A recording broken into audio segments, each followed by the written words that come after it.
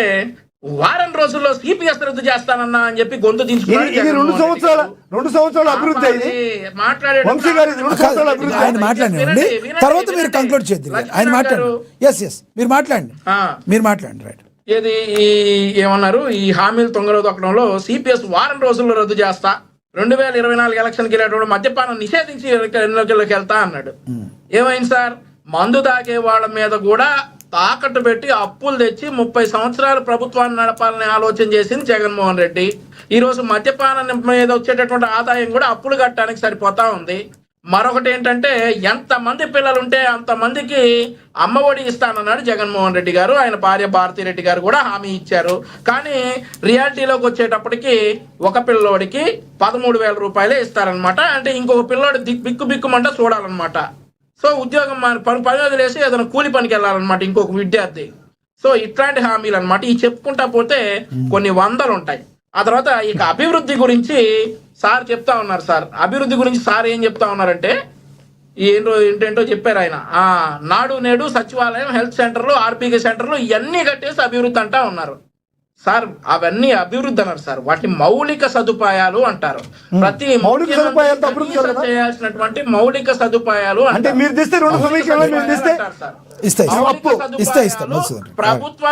ప్రభుత్వం ఏం చేసైనా తల తాకట్టు పెట్టైనా మౌలిక సదుపాయాలు ప్రజలకు అందించాల్సినటువంటి బాధ్యత ప్రభుత్వాలకు ఉంటుంది. అంతేగాని వీటిని అభివృద్ధి అనరు. అభివృద్ధి అంటే జగన్మోహన్ రెడ్డి గారి ఉద్దేశంలో బహుశా పొద్దు షాపులు, రొయ్యల షాపులు పులివెందుల్లో వస్తాయని అనుకోలేదు చూసారా. ఆయన ఉద్దేశంలో అభివృద్ధి అంటే అది. అభివృద్ధి అంటే ఏంటో చెప్తాం వినండి. ఉమ్మడి విశాఖపట్నానికి మేము IT and artificial intelligence hub గా మార్చాం. ఉమ్మడి శ్రీకాకుళంని మేము fisheries and coastal logistics hub గా మార్చాం. ఉమ్మడి గోదావరి జిల్లాను మేము port based petrochemicals aqua hub గా మార్చాం. ఉమ్మడి కృష్ణా జిల్లాను మేము finance logistics agro processing hub గా మార్చాం. ఉమ్మడి గుంటూరు జిల్లాను మేము క్వాంటమ్ డేటా ఫుడ్ ప్రాసెసింగ్ యూనిట్లుగా మార్చాం. ఉమ్మడి ప్రకాశం జిల్లాలో ఫార్మా కెమికల్ ప్రాసెసింగ్ కంపెనీలు తీసుకొచ్చాం. ఉమ్మడి నెల్లూరు జిల్లాను ఎలక్ట్రిక్ వెహికల్ తయారీ రంగం ఈవీఎఫ్ కాంపోనెంట్స్ హబ్ గా మార్చాం. ఉమ్మడి చిత్తూరు జిల్లాను మేము manufacturing, tourism, health care and education hub గా మార్చాం. ఉమ్మడి అనంతపురం జిల్లాను మేము రెన్యూవబుల్ ఎనర్జీగా మార్చాం. ఉమ్మడి కడప జిల్లాను మేము ఐటీ టెక్ స్టార్ట్అప్స్, ఇది జగన్మోహన్ రెడ్డి గారి జిల్లా, ఐటీ టెక్ స్టార్ట్అప్స్ హబ్ గా మార్చాం. ఉమ్మడి కర్నూలు జిల్లాలో defence, Indo clusters and drone hub గా మార్చాం. లక్ష్మీనాథ్ గారు, ఈ రోజు రాయలసీమలో రాయల్ ఎన్ఫీల్డ్ చెప్పిన ఘనత చంద్రబాబు నాయుడు గారిది, లోకేష్ గారిది. కియా తీసుకొచ్చినటువంటి ఘనత చంద్రబాబు నాయుడు గారిది. మీరు మాత్రం బహుశా యాపొద్దు అనుకోవాలి, ఆ షాపులు, రొయ్యల షాపులు వచ్చి అభివృద్ధి చేసేస్తారు, ప్రజలందరూ ఆ షాపులు, రొయ్యలు తిని చాలా సంతోషంగా ఉంటారని జగన్మోహన్ రెడ్డి గారు యాపొద్దు అనుకోలేదు సార్.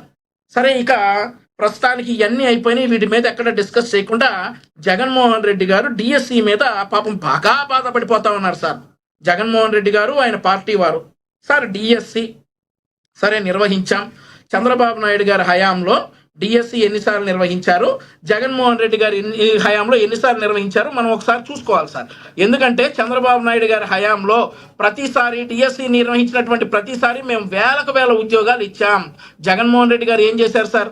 చంద్రబాబు నాయుడు గారు 1996లో డిఎస్సి నిర్వహించి 32,000 ఉద్యోగాలు, 96లో మళ్ళీ స్పెషల్ ఎస్టీ కేటగిరీకి 2,000 ఉద్యోగాలు, 98లో 39,104 ఉద్యోగాలు, 2000లో 25,746 ఉద్యోగాలు, 2001లో ఈ 32,129 ఉద్యోగాలు, 2002లో 35,805 ఉద్యోగాలు, 2003లో 16,258 ఉద్యోగాలు, 2014లో 9,000 ఉద్యోగాలు, 2018లో 7,769 ఉద్యోగాలు, 2025లో 16,347 ఉద్యోగాలు ఇచ్చాం sir. Lakshminath garu, are you on the line? నాకు ఎందుకో డిస్కనెక్ట్ అయింది వాయిస్. లక్ష్మీనాథ్ గారు, ఏమై ఆడిబుల్? ఎస్ వినబడుతుంది సార్, వినబడుతుంది. చంద్రబాబు నాయుడు గారి హయాంలో 2,16,170 ఉద్యోగాలు ఇచ్చినటువంటి ఘనత చంద్రబాబు నాయుడు గారిది. చంద్రబాబు నాయుడు గారు ఆయన ఇచ్చినటువంటిది 34,000 కంప్లీట్. మీ టైం వస్తే మాట్లాడుతున్నారు మధుసూదన్ రెడ్డి గారు, ఆపండి. మీ టైం వచ్చినప్పుడు మాట్లాడండి, ఆపండి.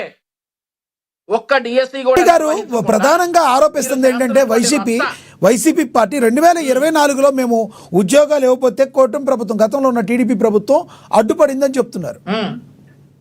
వీళ్ళు ఇవ్వబోతేనా సార్? సార్ ఇచ్చారు సార్, గ్రూప్ 1 ఉద్యోగాలు ఇచ్చారు సార్. 42 మంది డిఎస్పీలుగా ఎంపికయ్యారు సార్, ఆర్టీఓలుగా ఎంపికయ్యారు సార్. ఈ రోజు ఎక్కడున్నారు సార్?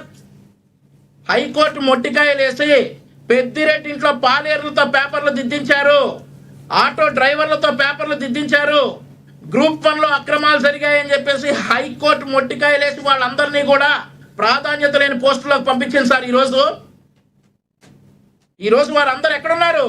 జగన్మోహన్ రెడ్డి హయాంలో ఎంపికైనటువంటి గ్రూప్ 1 ఉద్యోగులందరూ ఎక్కడున్నారు? ఈరోజు ప్రాధాన్యత లేని పోస్టుల్లోకి వెళ్ళారు సార్. ఈరోజు పెద్దిరెడ్డి ఇంట్లో పాలేరులతో పేపర్లు దిద్దించారు, ఆటో డ్రైవర్లతో పేపర్లు దిద్దించారు, అంగన్వాడీ ఆయాలతో ఈరోజు పేపర్లు దిద్దించారు. గ్రూప్ 1 పేపర్లు. భవిష్యత్తుతో ఆడుకుంటారా? ఈరోజు పారదర్శకంగా 16,347 ఉద్యోగాలు ఇస్తే విమర్శిస్తారా సార్? మధుసూదన్ రెడ్డి గారు లైన్లో ఉన్నారా సార్? లక్ష్మీనాథ్ గారు, మధుసూదన్ రెడ్డి గారు లైన్లో ఉన్నారా సార్? లైవ్ లోనే ఉన్నారు, మాట్లాడండి సార్. ఒక్కసారి డిఎస్సి అని జగన్మోహన్ రెడ్డి గారు బాగా బాధపడుతూ పోతా ఉన్నారు సార్. ఒకసారి ఆయన స్క్రీన్ మీద కనపడలేదు సార్. మరి లేదు, చిన్న టెక్నికల్ ఇష్యూ వచ్చింది, కనబడతారు ఆయన.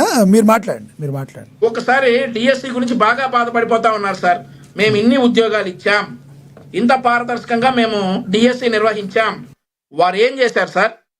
ఈరోజు 121వ ర్యాంక్ వచ్చినటువంటి వ్యక్తి ఈరోజు సాక్షి టీవీలో కూర్చొని నాకు 6వ ర్యాంక్ వచ్చిందని అబద్ధం చెప్తాడు. దానికి జగన్మోహన్ రెడ్డి అడ్డంగా తలూపుతాడు. ఇక వీళ్ళు ప్రజల టాపిక్ని డైవర్ట్ చేయడానికి చేస్తున్నటువంటి విశ్వ ప్రయత్నాలు ఇవన్నీ కూడా. సో ఈ ప్రయత్నాలు మానుకోవాలా? మీ వల్ల అయితే చేయండి, లేదంటే అడ్డం పడద్దు. 32 కేసులు వేశారు డిఎస్సి ఆగిపోవడానికి. ఆగిందా? ఆగకపోగా 16,347 మంది సెలెక్ట్ అయ్యి సంతోషంగా ఉద్యోగాలు చేసుకుంటున్న తర్వాత ఈరోజు వీళ్ళు వచ్చేసి అక్రమాలు జరిగాయి, అన్యాయం జరిగి, ఒకవేళ నిజంగా అక్రమాల అన్యాయాలే జరిగాయి అనుకోండి సార్, అసెంబ్లీని షేర్ చేయొచ్చు జగన్మోహన్ రెడ్డి వచ్చి. నిజంగా ఆయన దగ్గర ఆధారాలు ఉంటే ఒక్కడున్నా సరే అసెంబ్లీని దద్దరిల్లేలా చేయొచ్చు. నేషనల్లో ఉన్న, దేశంలో ఉన్నటువంటి రాష్ట్రాల దృష్టి అంతా జగన్మోహన్ రెడ్డి మీద పడుతుంది సార్. దమ్ముంటే రమ్మనండి అసెంబ్లీకి, క్వశ్చన్ చేయమనండి ప్రభుత్వాన్ని, సాక్ష్యాలు చూపించమనండి అసెంబ్లీలో.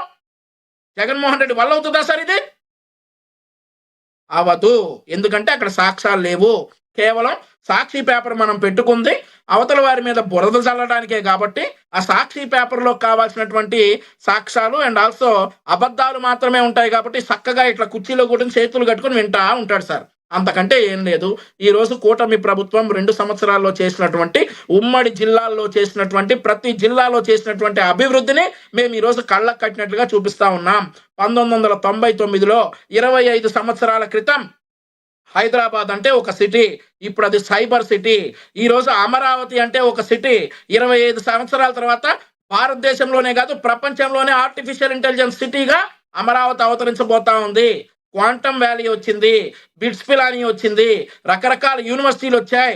ఇంత అభివృద్ధి కళ్ళకు కట్టినట్లుగా ఉంటే వీళ్ళకి అభివృద్ధి జరగట్లేదు. ఇంకో మాట అన్నాడు సార్ మధుసూదన్ రెడ్డి గారు, చంద్రబాబు నాయుడు గారికి జగన్మోహన్ రెడ్డి గారికి పోలిక లేదా? అవును సార్, పోలిక అసలు లేనే లేదు. చంద్రబాబు నాయుడు గారు బాబాయిని చంపలా, చంద్రబాబు నాయుడు గారు గులకరాయితో కొట్టించుకోవాలా, చంద్రబాబు నాయుడు గారు గొడ్డలి పూట అని చెప్పలేదు, చంద్రబాబు నాయుడు గారు కోడికత్తో గీయించుకోవాలా, చంద్రబాబు నాయుడు గారు సింపతి పాలిటిక్స్ ఆడటం రాదు, అబద్ధాలు ఆడటం రాదు, తల్లిని చెల్లిని గెంటేయటం రాదు. చంద్రబాబు నాయుడు గారికి తెలిసింది ప్రజాసేవ, అది మాత్రమే చేస్తాం. మళ్ళీ అభివృద్ధిలోకి వస్తాం. ఆంధ్రప్రదేశ్ రాష్ట్రాన్ని అభివృద్ధి చేసి తీరుతాం, ఎన్ని దుష్ట శక్తులు అడ్డం పడినా కూడా. రైట్. వంశీ గారు కంక్లూడ్ చేతురు గారిని అందుబాటులో ఉండండి. ఎస్ మధుసూదన్ రెడ్డి గారు కంక్లూడ్ చేయండి. కనబడుతుందా? కనబడుతున్నాను, మీరు కంక్లూడ్ చేయండి ప్లీజ్. సార్ ఇప్పుడు వీడియో రావట్లేదు సార్. వస్తారు, మీరు కంక్లూడ్ చేయండి. మీరు మాట్లాడండి, మీరు వాయిస్ ఇవ్వండి, మాట్లాడండి. ఆయన వీడియో వచ్చినా కంక్లూడ్ చేస్తారు. ఈ లోపు బిల్లు వాళ్ళు అడగండి సార్. ఆయన చూస్తా అడగాలి, క్వశ్చన్స్ ఉన్నాయి. వచ్చారు సార్. ఇప్పుడు ఇప్పుడు డిఎస్సి మీద తెగ బాధపడిపోతా ఉన్నారు మధుసూదన్ రెడ్డి గారు. ఒకసారి డిఎస్సి అంటే ఏంటో చెప్పండి సార్. ఏ పోస్టులు భర్తీ చేస్తారు డిఎస్సిలో ఒకసారి చెప్పండి సార్.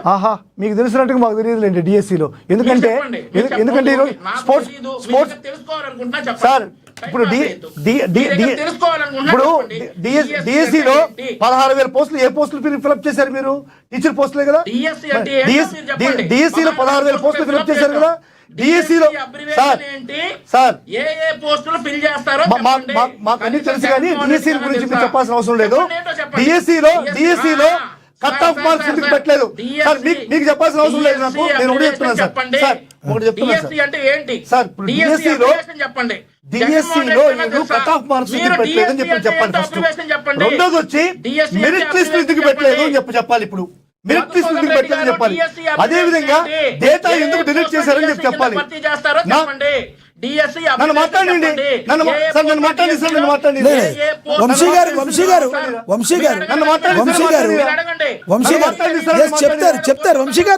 వంశీ గారు అంటే ఏంటో తెలియకుండా డిఎస్సీ మీద బురద చల్లొద్దు. డిఎస్సీ అంటే తెలియని వాళ్ళకి మాట్లాడే అర్హత లేదు. ఈయనకే కాదు, జగన్మోహన్ రెడ్డి కూడా తెలియదు డిఎస్సీ అంటే ఏంటి. చంద్రబాబు నాయుడుకి లోకేష్ మాత్రమే తెలుసు డిఎస్సీ ఏ పోస్టులు ఫిల్ చేస్తారు. అదే డిఎస్సీకి చంద్రబాబు నాయుడుకి ఇప్పుడు పోస్ట్ చేసింది ఏంటి, ఇప్పుడు ఫిల్ చేసింది ఏంటి చెప్పండి. అబ్రివేషన్ ఇప్పుడు ఇప్పుడేం చెప్పండి, డిఎస్సీ అబ్రివేషన్ చెప్పాలా. చెప్పండి. సార్ నన్ను మాట్లాడిస్తాను. మాట్లాడతారు సార్, ఒక్క నిమిషం. వంశీ గారు ఆయన చెప్తారు. వంశీ గారు ఆయన కంక్లూడ్ చేయనివ్వండి. ఆయన లక్ష్మీనాథ్ గారు డిఎస్సీ అంటే తెలుసుకుని వచ్చి ఆరోపించమనండి. డిఎస్సీ అంటే ఏంటో తెలుసుకుని వచ్చి ఆరోపించమనండి. డిఎస్సీ అంటే ఏంటో తెలియని వాళ్ళు నోరు మూసుకొని కూర్చోవాలా. డిఎస్సీ అంటే అబ్రివేషన్ తెలిస్తేనే మాట్లాడాలా సార్. డిఎస్సీ కింద ఫిల్ చేస్తారో చెప్పమనండి. రైట్ మీరు ఒక్క నిమిషం అయితే ఆయన కంక్లూడ్ చేస్తారు. సమయం అందరికి ఇవ్వాలి కదా. కంక్లూడ్ చేయండి, మీరు కంక్లూడ్ చేయండి సార్. అంత అవసరం కంక్లూడ్ చేసుకోమనండి. డిఎస్సీ గురించి మాట్లాడే అర్హత మాత్రం సార్ డిఎస్సీ ఇప్పుడు డిఎస్సీలో 16 అరే ఆగవేను ఏ పోస్టులు వేస్తారు అనేది ఇప్పుడు డిఎస్సీ అబ్రివేషన్ చెప్పి ఇదేంటి సార్ ఈయన డిజిటల్ సిగ్నేచర్ సర్టిఫికేట్ చెప్పండి సార్. డిజిటల్ సిగ్నేచర్ సర్టిఫికేట్ చెప్పండి. చెప్పారు కదా ఇంక మళ్ళీ నేను చెప్పేది. That is not digital signature certificate అండి. That is not digital signature certificate. That is district selection committee. ఒకటి సార్ ఇప్పుడు ఒకటి ఈ డిఎస్సీలో 16,000 పోస్టులు టీచర్ పోస్టులు భర్తీ చేశారు. అరే ఏంది